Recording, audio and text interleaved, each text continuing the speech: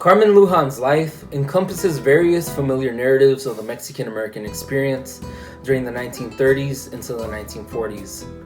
Like many other Mexican immigrants and Mexican-American people throughout the country during this time, Carmen grew up in a predominantly segregated neighborhood. Her community, which was located in the Southern California town of Colton, was known as the La Paloma Barrio, and her family labored in nearby agricultural fields, primarily picking oranges in the region's citrus farms. During World War II, Carmen Lujan also represented one of the hundreds of thousands of Mexican-American people that contributed to the war effort. Her time spent playing on Mexican-American women's softball teams, however, reveals a history less often recognized by the general public.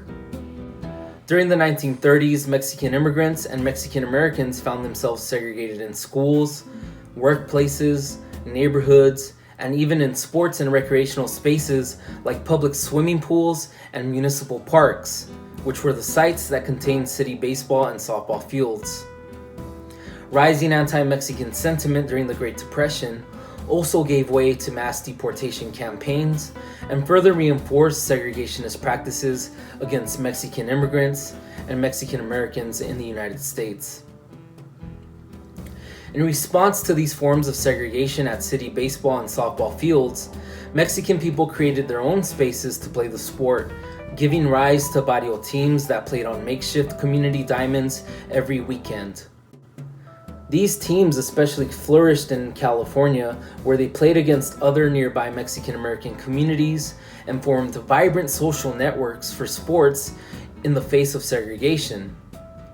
Churches and small businesses sponsored these Mexican-American teams, and this community support served as a crucial element in maintaining Mexican-American baseball and softball teams, and especially in making it possible for women to participate.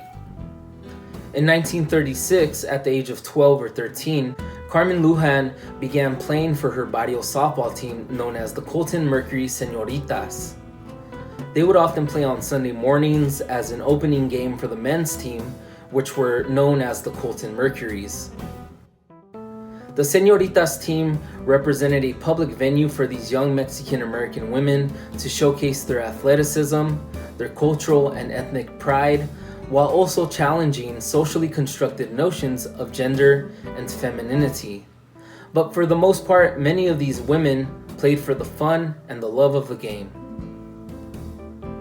For 5 years, Carmen played second base for the Colton Mercury Señoritas as they traveled to play other women's barrio teams throughout Southern California. The Señoritas included Mary Rivas, Ramona Aranda, Linda Arredondo, Luz Arredondo, Lucy Chita Garcia, Estela Pimentel, Mary Rosales, Connie Sotelo, and Mary Soto. When the U.S. entered World War II in 1941, the Señoritas stopped playing regularly as people focused their energy on the war effort. During these years, Carmen worked at San Bernardino's Norden Air Force Base as a Rosie the Riveter, which was the iconic term and image placed for women workers in defense industries during World War II. Meanwhile, Carmen's husband Manuel joined the army. Tragically, Manuel died of a rheumatic fever a few days before the war ended in 1945 while still serving in Fort Lewis, Washington. In 1946, a year after the war concluded, Carmen once again returned to playing the game she loved and reunited with former Colton Mercury Señorita teammates Chita Garcia and Emma Galvan on a new team called the Cherokees. Like the Colton Mercury Señoritas, the Cherokees also featured all Mexican-American women. Much of the history surrounding Carmen's life stayed in the shadows until 2010, when Carmen and her son Mel Salazar Jr.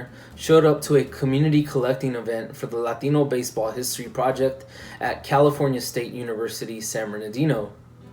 Carmen Lujan donated rare images to the Special Collections Project, and she proudly displayed her Colton Mercury Señoritas uniform from the 1930s.